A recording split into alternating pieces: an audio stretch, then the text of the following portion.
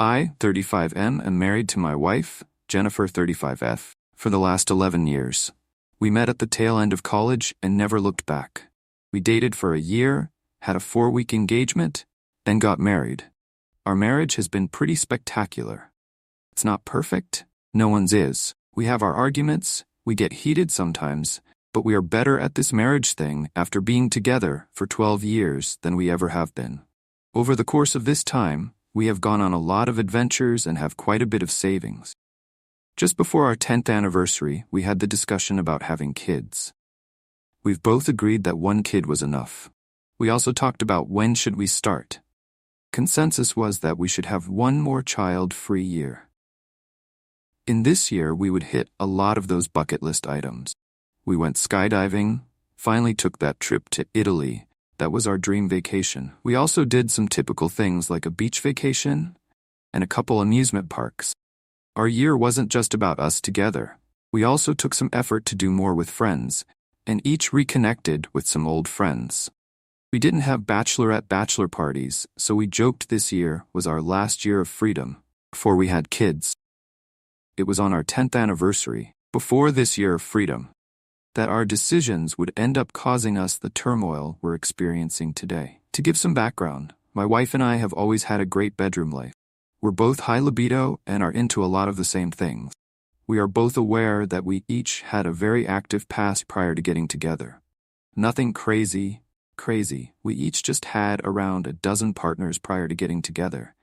And we each had some special experiences back in college. Since getting together, though, it's been 100% just us. We planned a big day of activities for our 10th anniversary and had a lot of fun. It culminated in a fancy dinner and getting a suite at a nearby nice hotel. During dinner, my wife started asking me questions because she wanted to reminisce about our years together. This was really fun, actually, and we had a long, deep conversation about a lot of our favorite memories. Then my wife asked me, "What's something you miss about being single?" I replied, "Don't get mad at me, but one-night stands." She laughed, which made me feel better, and said, "Yeah, I kind of do too." This got the ball going on us talking about what we liked about an ONS and reliving our first night together. Our relationship started as a post-party hookup. That's when I said, "Well, we've got all these plans for this year coming up. Do you want to add a one-night hall pass on the list?" My wife looked intrigued. She said, "Maybe you don't think that's too much? We've never done anything like that." I kept going, "I don't think so. We can talk about it more this week and then decide." She agreed and we enjoyed the rest of our night. We talked more about the hall pass idea later in the week. We ultimately decided to do this. We had 1 year to use it. As we had agreed on our 11th anniversary, Jennifer would be going off birth control. There were ground rules. It was to be a one-night-only pass-off marriage with someone not in our lives. Be safe and smart. Must tell the other when you are using the pass. Can be in the moment, like a chance meeting, but a text heads-up at minimum was a must. Over this past year, we did all the adventures we planned.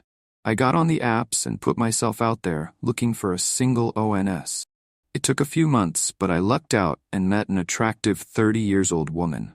Her and her husband were opening their marriage.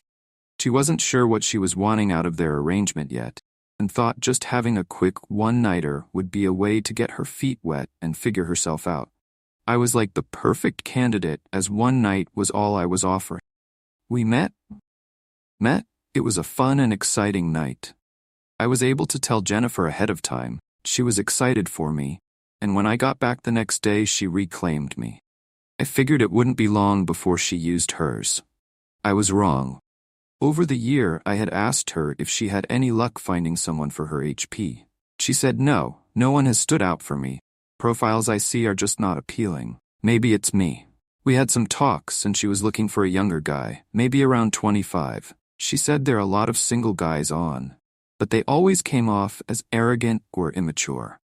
It wasn't until we were almost 11 months in that she said she was ready to use her hall pass.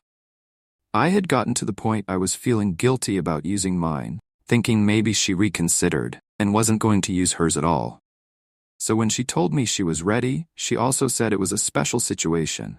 and wanted to know if she was still inside our rules, because she wasn't going to break those.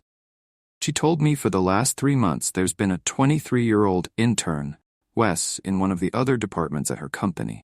They interacted some, but just about work, as her department and his often had to collaborate. She had been attracted to him, even more so after figuring out he wasn't an idiot, but new coworkers were bad choices. On top of that, he could potentially be hired at the end of his internship, and that's a big HR no-no. A few days ago, Wes came in and put in a notice that he would be ending his internship, as he had been hired for a full-time position in the same field at another company. Their office was all the way across the city, though it would be unlikely for them to be bumping into each other. She wanted to know if this was out of our lives enough. I told her it sounded fine to me, just be safe and smart. She said she would. She wasn't going to proposition him until after his last day was over. Fast forward a week, and the day was here. At the end of the day, as Wes was leaving and had said his goodbyes to everyone, my wife told him she would walk him out. He thought that was weird. When they got to his car, she propositioned him about having a night of fun together. She told him she had one hall pass for one night and would get a hotel for them if he was interested. He was very interested, but also wasn't sure if it was true and didn't want to get involved in a marriage. My wife put me on a FaceTime call, and the guy asked if it was real. I told him, yeah, I already used mine, you're her pick, so it's up to you. Jennifer told me he was very excited at that. He followed her to a hotel, and she came back the next morning, where I returned the favor by reclaiming her. The next few weeks clicked by, and our 11th anniversary got here. That day she stopped her birth control. About 2 weeks later, my wife was pregnant, which we thought was oddly quick. We booked an appointment and learned today that she is actually about 7 weeks. This lines up perfectly with her hall pass use, but we also have been having sex often around that time, including the next day. So now I have no idea what to do. She's pregnant, and there is a chance it's not mine. I'm so stressed out. She said she needed to go for a walk to clear her mind. I'm just sitting here stewing, trying to figure out what I should do while waiting for her to come back. This is a total mess. 5 years ago, I, Walt 28M, made a choice that royally fucked up my life. I had a lot going for me. At the time, I was the new guy at my firm. I was an architect, mostly subdivisions, and really enjoying it. I had a long-term girlfriend of 3 years, Emily 29F now, 24 then, that I had recently become engaged to. I really thought nothing could derail me. After Emily said yes, we began to plan the wedding. We were not up for the big wedding thing. We agreed we would have an elopement to a coastal city. San Diego became the plan. Parents' siblings were welcome to come if they wanted, but basically we were just booking a honeymoon and getting married while we were there. Since this whole trip was going to be, relatively speaking, inexpensive, we decided to splurge on pre-wedding activities. Now, neither of us wanted traditional bachelorette parties. We agreed we would scratch off bucket list items. Emily wanted to swim with sharks and booked herself one of those cage dive excursions. Her and her best friend Maggie went to Florida for a long weekend and did just that. Mine was quite a bit more. I had always wanted to visit Thailand. It was one of those dumb things I got fascinated with as a 10-year-old and swore I was going to go. Emily actually encouraged me, pointing out that I literally brought up Thailand on our first date. We were 6 months into our engagement when the time came for me and my best friend, Jorge, to leave on the trip. For the first 3 days, everything was great. We were enjoying beaches, visiting temples, and a lot of drinking. On that third night, though, Jorge got absolutely smashed drunk. I was a little pissed about this and tried to slow him down. The next day, we were supposed to go on a jungle excursion. It was one of the things I was most looking forward to, so I had been pacing myself so I could enjoy the trek. The next morning, Jorge has a world-class hangover, refused to get up at all, and says we can book an excursion tomorrow. My thought was, fuck that. I'm going today. I had seen ads for a few places that did these. I went out to get some breakfast and spotted a guy on the side of the road offering the jungle excursion cheap. He had a Jeep, and when he noticed me looking at his sign, moved in with the hard sell.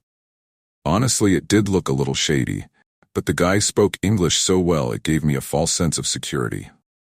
I decided to go with this guy. I get in, and for a while, it's actually pretty fun. He pulls off the main road on these off-road paths. I have no idea where we are going. We end up deep down these roads. I'm enjoying it for the most part though. Then everything went sideways. We stopped in this small clearing, and I was checking some things out, when out of nowhere local law enforcement pulls up. I don't know what's being said. I can only pick out a word here and a word there. They start going through the guy's Jeep and find a rather large quantity of methamphetamine. I'm shitting a brick at this point. These cops take us both into their small, middle-of-nowhere station. This is when I come to realization that this motherfucker has taken me into Cambodia. I don't have my ID or passport on me. They are back in the room. These cops are not listening to anything, and I have no idea what my guide is telling them. I was freaking out but also thought, it'll be okay. Jorge will realize I'm gone, look into where I am. I'm not going to go into what the next 4.5 years were like, but hell is an easy comparison. I'll just leave it at a Cambodian jail isn't the most hospitable environment. Took 5 months of sitting in that cell before I even saw a judge. The judicial system there is so backlogged. And few public defenders that exist are basically in the large cities only. During this whole time, I was never allowed to contact anyone on the outside.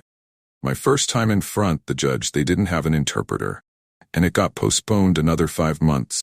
I finally had that pre-trial hearing, entered a plea, then it was another 14 months before my actual hearing. When I finally had me hearing, the judge was very fair and dismissed my charges on time served, only for the prosecutor to appeal the dismissal. This put me back into custody for another 28 months. This was the most devastating moment of my life. Think I was out and end up still in for that long. During this time, after no one came for me, I realized they all thought I was dead. I had gone missing. Jorge had no idea where I was. I had called back home the morning I was arrested and left messages, but they only knew I was going on a jungle excursion. My parents, my fiancé, I missed them so much. There were plenty of days I was hoping one of the other inmates or a rough guard would just take me out already, especially after the first year when I became more tolerant of the food and water. Finally, after 52 months in captivity, I was released. I had nothing to my name and was in a country I wasn't supposed to be in. Contacted the embassy, and they did have a missing persons file. They helped me contact home. I attempted to contact my fiancé, but a guy named Mitch answered and he did not know an Emily, so I figured she must have changed her number at some point. I called my mother. She was absolutely frantic. She grabbed my father and I told her my entire tale. I kept asking about Emily and my mother kept deflecting. She wanted to get started immediately getting me home and said we would talk about everything when I got back to the U.S. It took a little while to make this happen. My parents luckily had my original passport and ID, which made the process somewhat faster. During that time, they sent me money, and I was able to get a hotel. My parents were very, very adamant I not try to contact Emily during this time and to wait until we got back. I obviously started to assume she had moved on and was with someone else, which was heartbreaking. I had held out hope during my imprisonment that she would not, but with the way my parents were acting, I assumed that was the case. Even so, I wanted to contact her immediately, before anything else. I didn't want to talk about my time there. I didn't want to talk about what they did trying to find me or know anything about anyone else. I just wanted my fiancé. My parents sat me down and handed me a save-the-date card. It was Emily and some tall, handsome guy I'd never seen before. She was engaged. I broke down. Wasn't unexpected, but the feelings were still there. I asked my parents if they'd kept in touch with her beyond just being wedding guest worthy. They said yes, they've actually been a huge part of each other's lives these last few years. I was a little shocked. I know they liked Emily, but with me gone, I had somewhat expected them to drift apart, not get closer. I decided to ask, so how close are you guys now? My mother responded, very. Her father passed a year ago, and your dad has agreed to walk her down the aisle. That hurt. Shouldn't, but it did. Why you? Was all I could say. My mom got emotional. Started going on about they all thought I was gone, that a cartel or something got me, that they looked so hard and so long, They had a whole memorial service for me. I snapped a little. I don't care about that right now. What are you not telling me? My mother took that tablet and flipped a few photos. She then handed it back to me. There was a whole group photo. My parents, Emily, fiancé, her mom, my sister, my brother, Emily's brother, Jorge, other friends, and kids. But at the center of the table was a boy sitting behind a birthday cake. Decorations read, "Happy 4th birthday." He was smiling big. I just looked at my parents. My mother looked at me and said, "That's your son, Paul," my dad's name, Walter, Ryan, our last name. In the 2 weeks since I got back home, it simultaneously feels like so much has happened, and that virtually nothing has happened. I have been largely brought up to speed on all that has happened on this side of the world. When Jorge finally got up out of bed that day 5 years ago, he tried to call me. After having no success, the officers confiscated my phone immediately upon arrest and never saw it again. He decided to just go about his day, assuming I was enjoying my excursion. It wasn't until it was well past dark that he started to get concerned, called back home to see if anyone else had heard from me. The next morning, my family and fiancé were blowing up his phone, wondering if I had come back yet. That's when he began venturing out to all the excursion places. They all reported that they had not seen me. He began to panic and alerted everyone back home. He went to the authorities at this point. My parents, brother, and fiancé all made the trip to join him. They spent a month canvassing the area before they had to go back. My parents made another trip to Thailand to try and find me, but again, turned up nothing. Over the next year and a half, they were a constant reminder to the Thai officials of my disappearance. Unfortunately, no one thought to look in Cambodia. Meanwhile, my fiancée Emily came to the realization she was pregnant. On the day I left for Thailand, she was unknowingly around 10 weeks. I can only imagine how hard it was on her. I'm missing. She's pregnant with my child. I wish I had never gone. My parents told me Emily really leaned on them, and they were happy to help. Over the years, they've just grown closer and closer. Her parents were there and supportive, but they are much older than mine and not in as good of health. My mom ended up taking Emily to a lot of her OB appointments. She was there in the delivery room along with Emily's mom. It was apparently very stressful as Paul was born at just 34 weeks. Luckily, he showed no signs of health problems and they just kept him under heightened observation initially. My parents tell me they needed this. The anguish of not knowing what happened to me was very hard, and the birth of their grandson provided a much-needed respite from the grief. They keep telling me how sorry they are. But they didn't do anything wrong. I guess it's just guilt now that they know I was out there, and they failed to find me. Jorge has been by to see me. He has apologized far too many times. He's gotten married since the trip and has 2 kids now. He seems nervous around me, and I guess that's fair. I do hold some resentment towards him. It's not his fault, but the feeling is there anyway. My brother and sister have marched on with life. My brother has kids now, and my sister is married. I missed all of this. I could probably get over all of that, but losing my fiancée and missing out on 4 years with my son, it's been too much. My parents have set me up with a therapist. I went to the first session, but have no idea what to talk about. I was wrongfully incarcerated for 5 years. Beaten at times, starved at times, plenty of PTSD. My whole family thought I was dead. So much so they had a memorial service for me 3 years to the day of my disappearance. I was supposed to marry the love of my life, and she is now engaged to someone else. Then to top it all off, I have a 4-year-old son, who has been raised by my replacement since he was 18 months old. Paul only knows this guy as Dad. He calls him Dad, and now here I am, back from the dead to fuck up everyone else's perfect little lives. I'm ranting though. It's just too much to unpack. I still haven't directly spoken to Emily. My father went to her house the day after my return. He sat her and her fiancé, Kevin 34, down, told them I had been found. She began to tear up. She thought he was saying my body had been recovered. When he corrected her, she had a complete breakdown. Her fiancé comforted her. My dad said she was just silent afterwards. I tried texting her. I got no response for a whole day. Then just "I'm so sorry, I just can't right now." I haven't asked anyone about her fiancé, Other than, I know she's been engaged for about 2 months, and the wedding is supposed to be in 6. No one has just volunteered any information at this point. We were supposed to all meet at the park this past weekend. My resurgence has thrown the harmony out of whack, and I can tell everyone is a little off. My mother typically watches Paul while Emily and Kevin are at work. A lot of time it's at her house. Since I showed up, it's been exclusively over at Emily's. Here they are prepping him to meet me. He is aware I'm his father. My pictures are all over at my parents' house. Emily has apparently always had a picture of me up in Paul's room. I'm a shell of the guy in the picture, but I guess at least I kinda look like that still.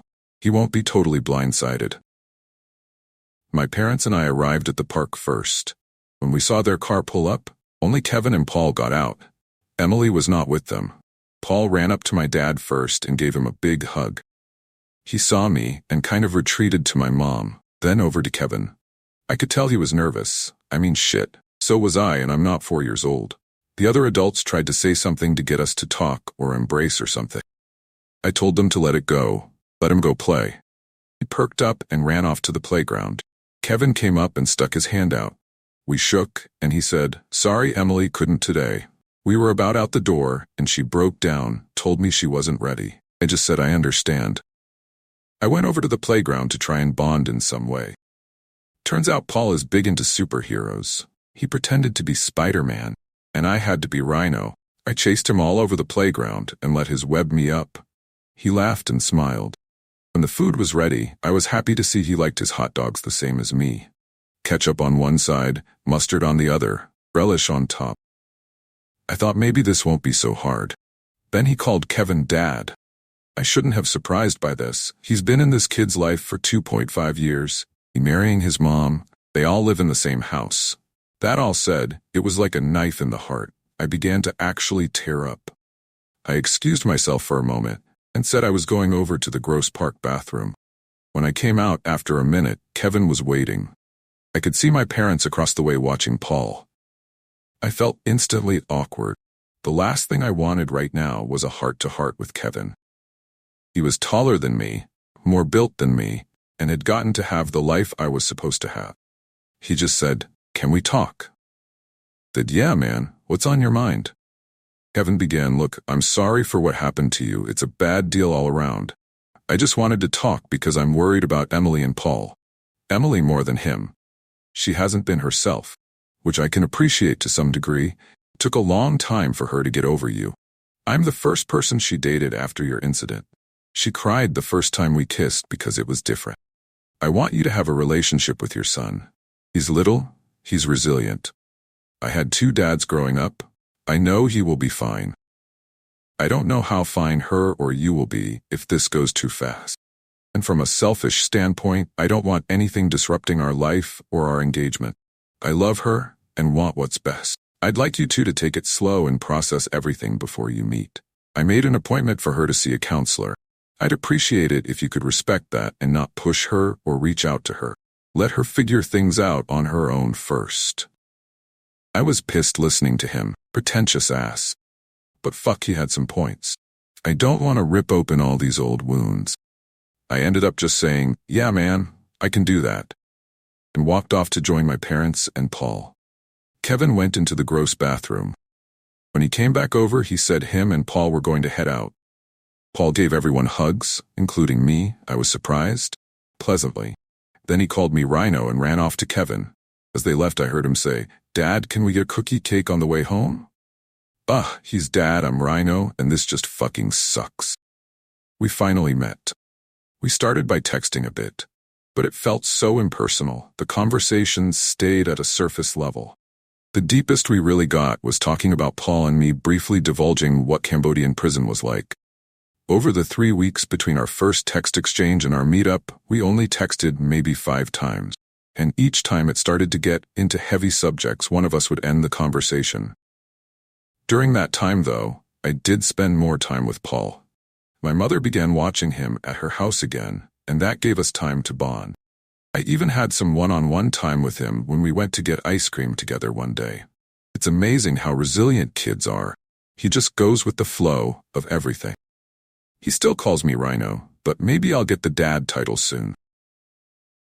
One day this past week, when Kevin came by to pick up Paul, he asked to talk again. This time he had a job offer for me, which had me getting pissed. Then he elaborated that it wasn't really an offer, but more of a lead. His brother owns a construction company and is looking for an estimator. Kevin told his brother I was once an architect, and his brother said he'd give me an interview if I was interested. He left his brother's card with me. I really want to hate Kevin, but he does actually seem to be a genuinely nice person, which also pisses me off. His self-deprecating sense of humor grows on you fast, and this is just in 5 to 10 minute interactions with him. But at the same time, fuck that guy. I talked to Emily via text this past Friday. We agreed to meet the next day for lunch. I suggested this Italian place that had been our place, but she got a little upset about this, and I thought she was going to cancel. Instead, we pivoted to Applebee's. Seeing her in person, I can't even describe. She was just as beautiful as ever. The hello hug caused a shiver through my spine. I didn't want to let go, and may have lingered for just a second, but also didn't want to make it weird. We exchanged pleasantries and small talk through the ordering. And at that point, the conversation took the first serious turn since my return. And it stayed that way for the next hour as we talked. She told me how hard it was to deal with my death. She was pregnant and grieving, and a lot of days didn't want to carry on. It hurts so bad to listen to what she was going through. She told me she felt so alone anytime she was in our apartment that she spent most nights staying at her parents' or mine. She kept hoping that every time the phone rang, it would be someone with news about me, and then began to hope it wasn't, because as time went on, it became more likely that it would be a call. They found my body. She told me about how great my parents, and to a lesser degree my siblings, had been to her. Mysil and her even had slightly overlapping pregnancies, so it was fun to have someone to talk to about it. It was after Paul's first birthday that my parents of all people talked to her about getting back out there. She admitted she was really only spending time with her parents, or my seal, and by extension my brother. She said she even fell off hanging out with her best friend. Emily told me it was fear. She never wanted to be away from Paul. If I could disappear in an instant, then that means anyone could. She wouldn't be able to live without him. After this intervention, she realized she was living like a widow and not a 25-year-old woman. She began hanging out with her friends again, let others watch Paul occasionally, so she could go out. It was 2 months into her attempts at living life that she ran into Kevin. They were in a Starbucks. She was fumbling trying to get her phone out while holding Paul, when suddenly this tall, handsome fucker, my words, comes up and scans his phone, buying her coffee and muffin. They strike up a conversation while waiting. When her order gets called, he grabs it and hands it to her, along with a business card with his cell number on it. Kevin owns a screen printing shop. Tells her, "No pressure, but I'd like to get to know you better." Then they part ways. She called him the next day. 4 months later, she introduced Paul to him. A year later, they moved in with him, and a few months ago, they got engaged. This is where I said my piece. I told her I still loved her, that it's impossibly hard to see her with someone else. The idea of getting back to her was one of the few things that kept me going when I was locked away. She began to cry, and I reached out and took her hand. I asked if she was sure, or if there was any way we could try again. In hindsight, I feel like this was a dick move, but at the time I needed to know. She shook her head, looked up at me and said, "I love you, I never stopped, but I love Kevin too, and I'm marrying him. It's not fair, I know it's not fair, you didn't do anything wrong, but I had to move on. I spent years thinking you had died. When you came back I was so happy, but also so guilty." I cut her off there. You have nothing to feel guilty about. I fucked up and cost myself everything. I always knew you'd likely moved on, and I don't fault you for that. I was gone, there was no reason for you to believe I was coming back, but I did dream that I'd find my way back and you'd be there when I returned. I realized that was unrealistic. I'm sorry for putting you in this position now.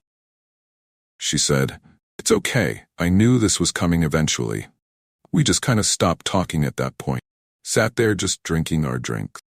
After a few minutes that seemed like eternity, she said, How do you want to move forward when it comes to Paul? I told her, I love him already and want to be in his life. She replied, I'm so happy for that. I always told him about you. I didn't want him to think he was abandoned. I said he is the one bright spot in this whole situation. From there, she told me that Kevin had planned to adopt him once they were married, but wouldn't, now that I have returned. I am listed on the birth certificate as the father, although I think I'll meet with a lawyer just to make sure everything is in place from a legal standpoint. We made some plans to meet together later in the week with Paul. Let him have fun with all of his parents at the same time. She also encouraged me to do more one-on-ones with him. At the end, we hugged one more time and parted ways. When I got back to my parents' house and in my room, I broke down. The finality of it all was just too much. After I recovered, I decided I was not going to wallow in my grief anymore. I needed to swallow some pride and get on track to do something with myself.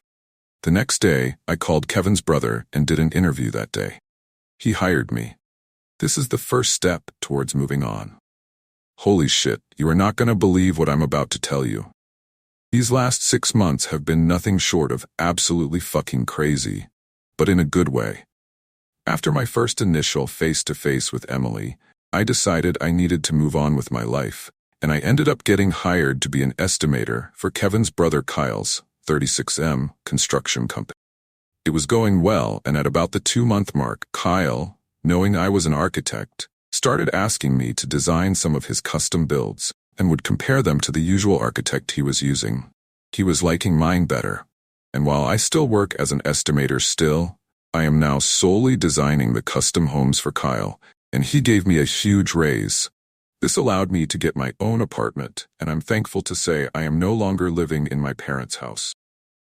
Emily and Kevin's wedding plans progressed with only one major change. My father was no longer walking her down the aisle, as everyone felt it was inappropriate given my return. Her much older brother was going to take that role now.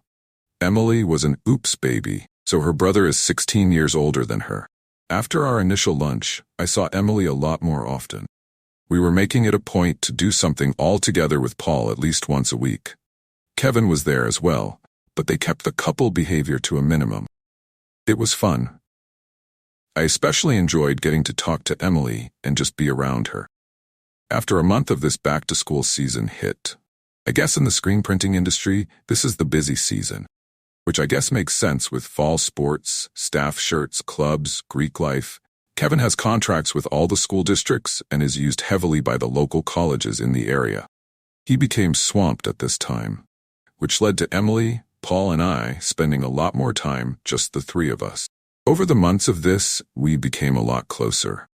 Hello side hugs became lingering full front hugs. Emily and I would talk about all sorts of things. It kind of reminded of me when we were first dating. After a couple of months, Kevin began joining us all again.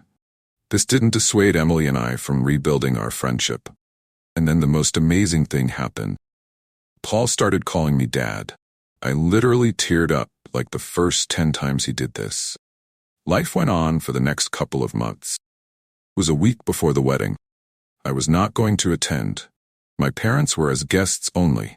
That weekend, they decided to have semi-combined bachelor-bachelorette party. Each was going out to dinner with friends, then friends activity, karaoke, hymn, top golf. Then they'd all meet up at a bar or club around 11 p.m. I wasn't involved in any of this and had no idea which place they were going to end at. I decided I was going out that night, instead of just sitting in my apartment being a dud. It was a hard night for me, as it was another reminder that I had lost her to someone else. No matter how good of a dude he was, I still hated it. It was around 10:30 that night. I had a good buzz and was planning on getting an Uber home when Emily and her bachelorette crew walked in. I kind of hid in the crowd at first, not wanting to butt into her night, but she spotted me. Emily came over and we began to talk. It was a little bit flirty. A song she loved came on and she began to dance, then dance on me. I joined in, and we were laughing and having fun. As the song ended, she kind of stumbled into me, caught her, and we looked at each other. Our lips moved in close, and we almost kissed when she pulled back. We laughed it off and moved to the bar to get a drink. It was probably a good thing we didn't kiss because about 2 minutes later, Kevin came walking up. He was trying to be his usual self, but seemed a little off.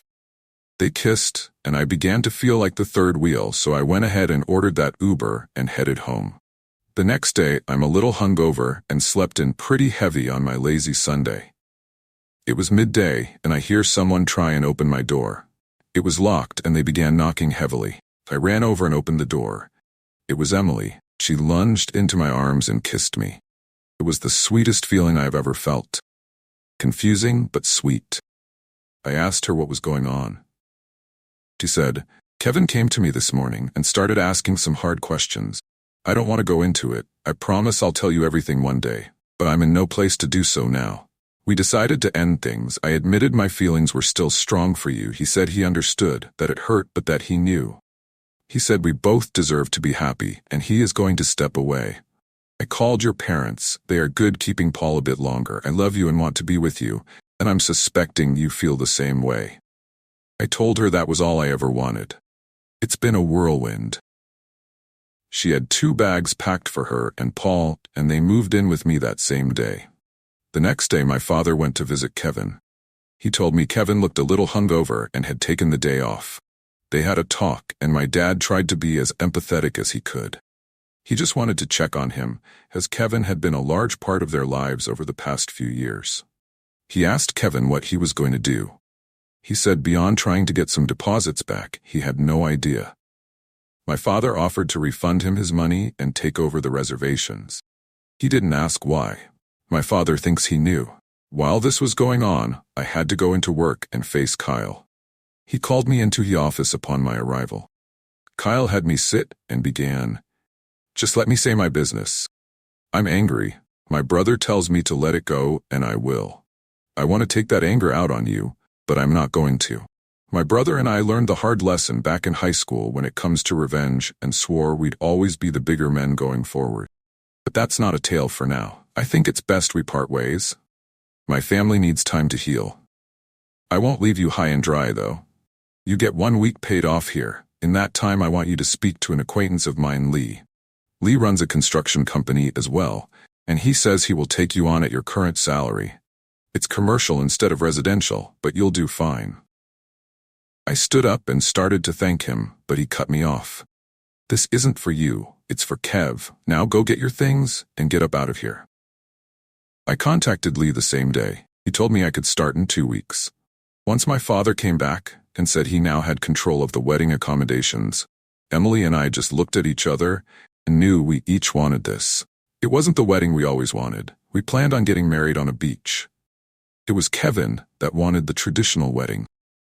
In the end, he was right, though. We had an amazing time. Jorge was my best man. She looked stunning in her dress. Getting me a tux rental on short notice was probably the biggest headache. That worked out too. Neither of us had huge friend or family groups, but it was nice to enjoy celebrating with those that had supported us through all these dark times. It's been a month now since our wedding. I still can't believe it. Paul had a little trouble adjusting. He does miss Kevin. But he has seemed happier the last week. To be where I once was and be where I am now, I consider myself beyond lucky. Sam 23 and girlfriend Zoe 23M left me to be with another guy 2 years ago. She did this because she needed to be sure I was the one. I was absolutely devastated. This was a premeditated decision. In the spring of that year, we were both in college and had been together 6 years at that point. I was unaware, but she had been conversing with a guy in class. Feelings grew. She swore she never cheated or did anything physical or even met him outside of class. But they did have a lot of text conversations for the months leading up to her revelation. Just as the semester ended, she sat me down and told me she was going to go stay with him for the summer. He had just finished school and was moving to a new city and had an apartment lined up. She was going to stay with him for June and July, then return for our senior year. She offered me her phone and said I could read everything that was there. She wanted me to know she had not cheated. I was a mess. I love her immensely and did then as well. I was begging her to not do this. She tried to be as comforting and consoling as possible, but at the same time was steadfast. She was going to do this. Her main reasoning being we had only ever been with each other, and she needed to know she wasn't missing out. I couldn't even begin to guess how many times she said she loved me still saw a potential future, and this was just to be sure. She even encouraged me to date. She left 5 days after this conversation. I tried so hard to get her to stay, but she went. I worked and did nothing else those entire 2 months. I didn't socialize, I barely ate, I barely slept. I went from 185 pounds to 165 pounds. She asked me to not contact. I respected that. I was living in our apartment. Everything was a reminder, a trigger. It was the worst, most painful time of my life. I knew she would return, even if not for me. We still had a year to go in college. And she did return. 1 week sooner than expected. It was a Sunday and she just showed up at the apartment. She broke down in tears upon seeing me. I was so much thinner, eyes sunken, mildly unkempt. The apartment wasn't disgusting, but it wasn't nice either. She told me she knew just from looking at me that she had destroyed me. We both cried for a long time. She was so apologetic. She said she knows now. She wants me and only me. I was more than willing to take her back. We had a tense honeymoon phase upon her return, where we were both tiptoeing around each other, spending lots of time together, but also having this elephant in the room. That lasted a month or so when I started having the anxiety attack. This is when we finally started to address some of the issues which we had largely avoided. It couldn't have been timed worse, as we started back to classes about this time as well. Over the next 9 months or so, I became more and more depressed. I was verbally abusive at times. Zoe took it. Everything I said. She always tried to reassure me, always took responsibility. I asked all the time what I had lacked. What could I do better? Why wasn't I good enough? What more did she need? She always said I was great the way I was.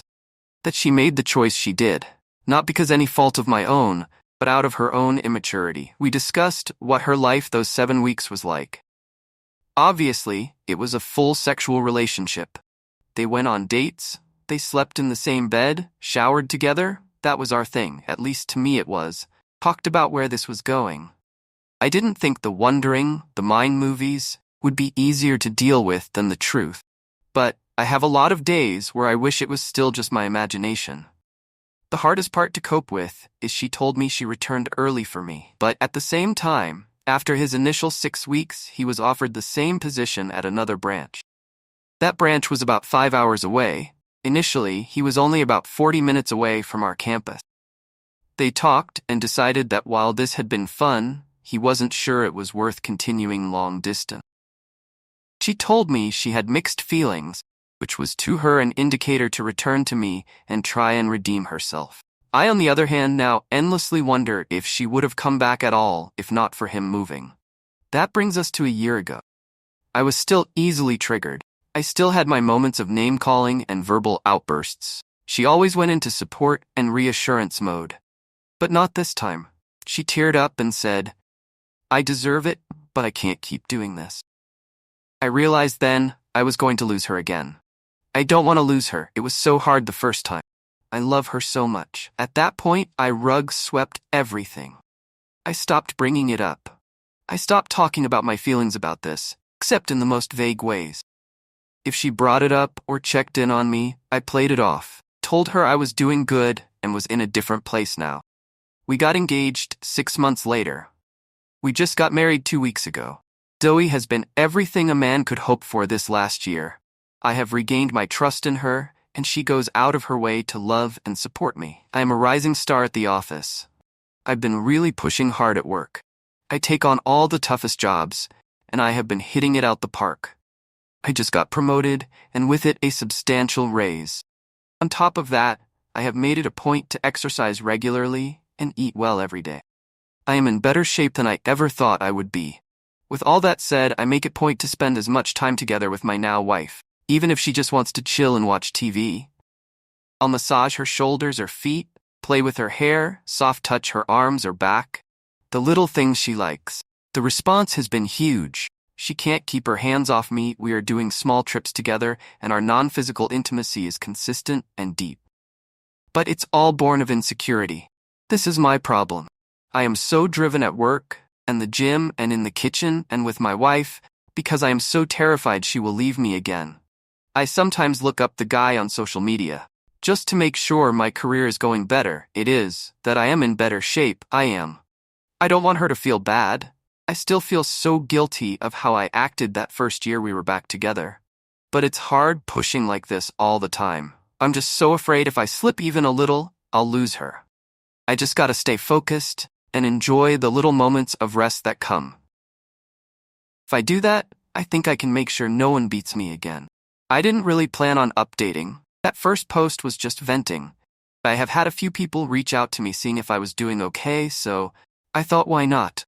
Zoe and I just celebrated our 1-year wedding anniversary last month. Our relationship is going very well. We bought a house. She is always asking me how she ended up with such an amazing husband. I have been busting ass extra hard lately. I hit a big bonus at work, and her job is doing well, although she has a lot more work stress now.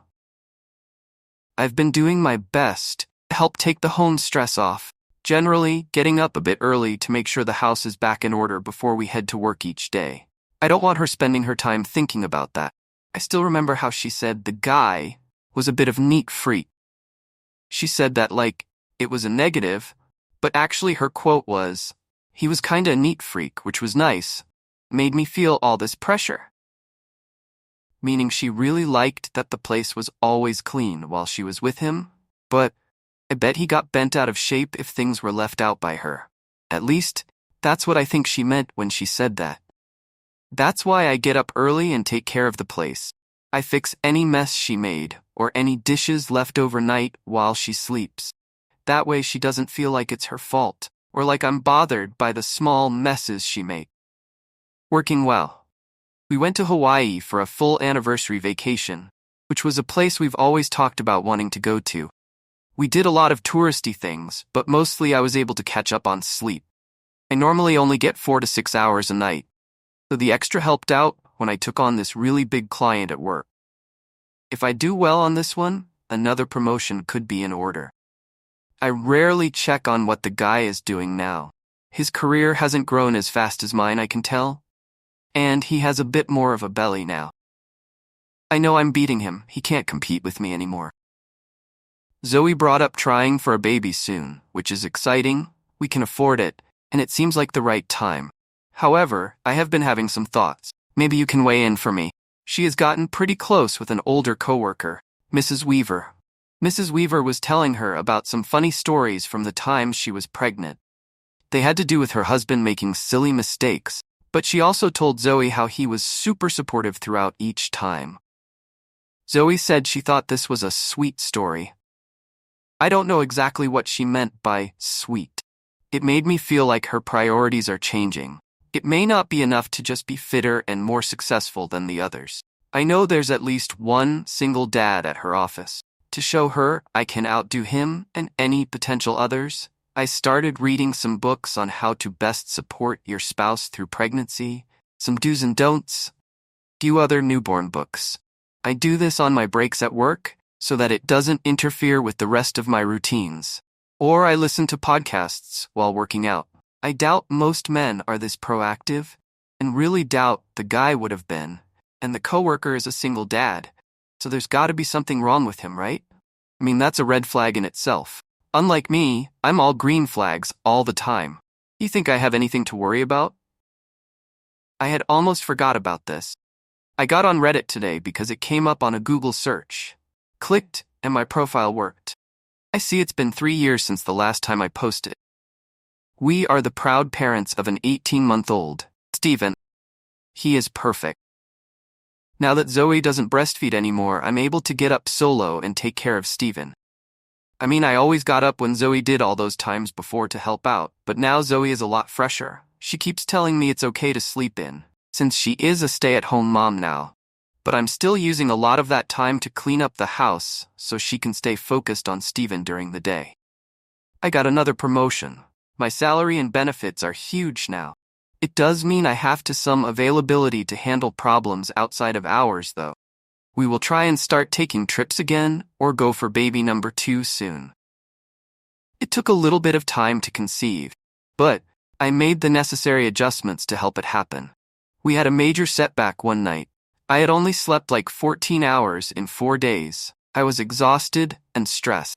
Zoe made best effort, but I just couldn't perform. The next day I made some major adjustments.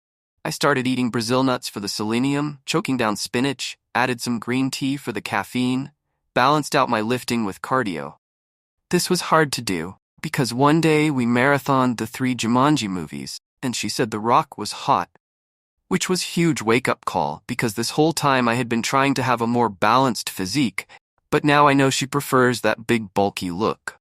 So I've been trying pack on pounds of muscle, but then I needed to get my cardio up again to prevent another incident while we were trying.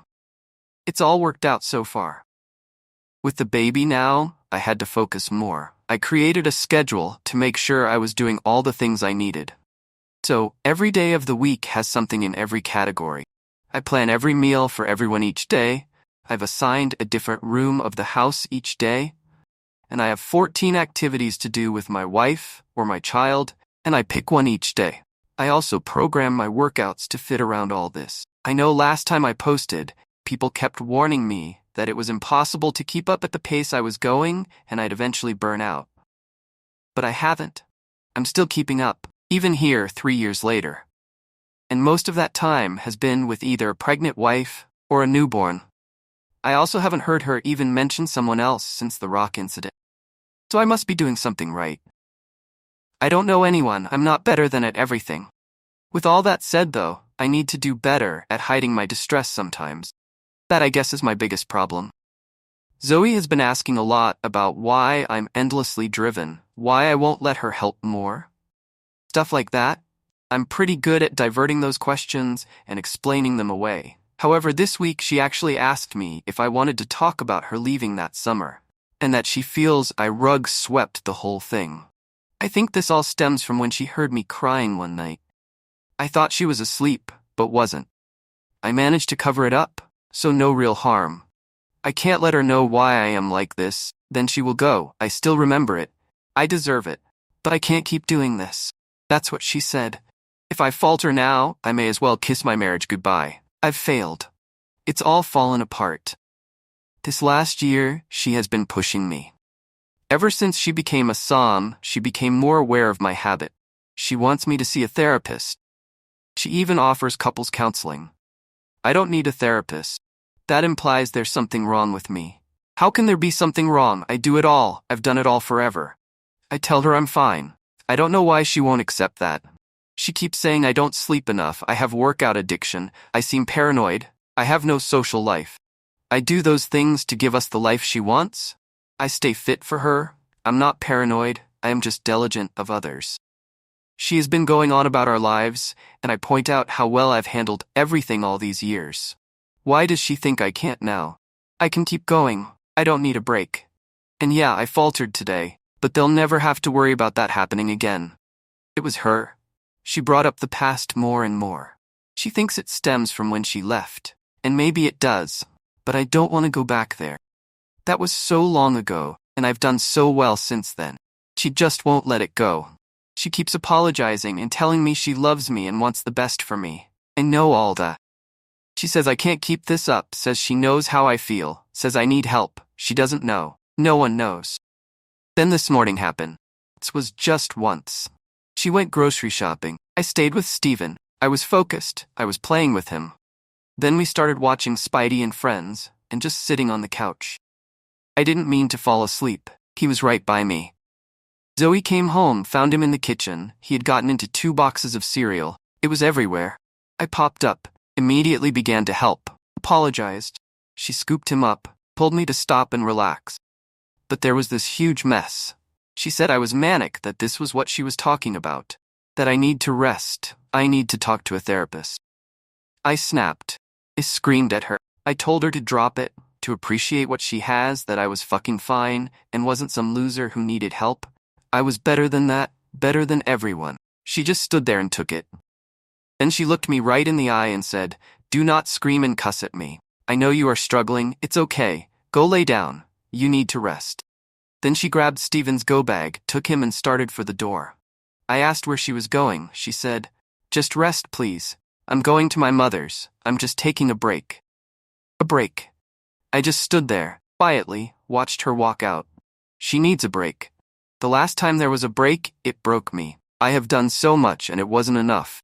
I still failed to protect my son, and that's it. She's not coming back. I failed as husband and a father. I texted her brother, asked if he would come. He said he will be here in an hour. That should be it then. For those of you who followed me all these years, I guess you were right. No one's good enough, not even me. I've never posted on here before, but for those who followed my husband Sam over the years, I am Zoe. I linked his last post to this one. I'm only doing this because a lot of you showed him tremendous support, which I appreciate, and hope that anyone who finds themselves going through crisis like he was will get help. Those who followed him know that 6 months ago, we had an incident where he fell asleep while watching our son Steven. I wasn't angry and I didn't blame him. I knew he was having a hard time. I was afraid. I had been trying to get him to get help for a while at that point, and with the emotion on the moment he snapped and lashed out. He hadn't done so in many years. At that point, I made a horrible mistake I regret more than all my other life regrets combined. I was frustrated. I thought a little space would help us both diffuse. I was calm. I told him I just needed a break. I meant just for a few hours, and we went to my mother's house. I never should have left him alone.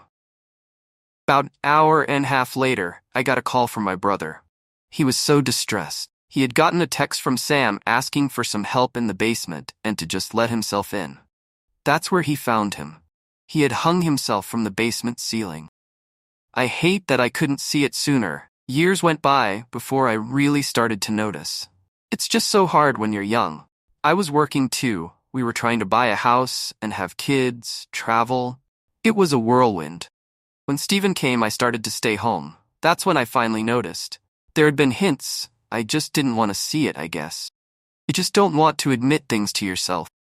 Want to think he did all this just because he wants to. You think you're reciprocating it. Reading his posts, I didn't even realize how much I missed. I know he was actively hiding his stress and habits. I know he rug-swept all his emotions that could be taken negatively. But there were hints. Why couldn't I see them? I'm the catalyst of his descent. I know I didn't deserve him after what I did. I've felt that shame for 8 years now. I've done everything I could think of to repent for my choices. I won't justify them. I was wrong, and I hurt someone I love beyond measure. I'm sure some of you wonder how I could do that to him. I wonder that myself often. It's easy to throw out the usual excuses. I was young, I was immature. To tell you the actual truth, it really was just FOMO.